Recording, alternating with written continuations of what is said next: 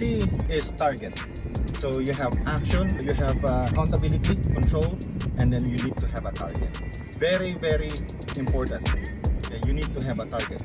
So one example here that our mentor keeps on using is, if you're playing a basketball and you don't have a ring to shoot, then paano ka maglalaro ng basketball? Okay.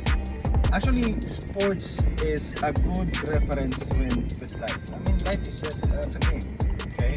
Diba? Kapag nag-fail ka, nadidepress ka, if nananalo kayo na magiging masaya ka, diba? Same goes with life. Okay? So, same thing. So, have a target. Let's use an analogy here. If you're driving a car and you just go out and wala kang destination, masaya ba? Most likely nakakapraning, di ba? At some point, yes, adventurous, yes, adventure, di ba?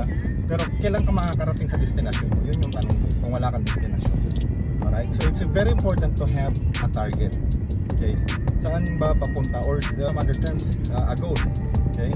Para alam mo kung nakakarating ka na ba, or if you're working towards your goal or not.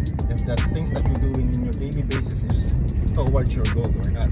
If not, then try to step back, analyze mo ulit, okay, ano ba ang mga pwede kong gawin to reach that goal? Okay, what am I missing? It's very important para meron kang guide. Kasi pag wala, GG. Thank you so much for watching. I'll see you next time.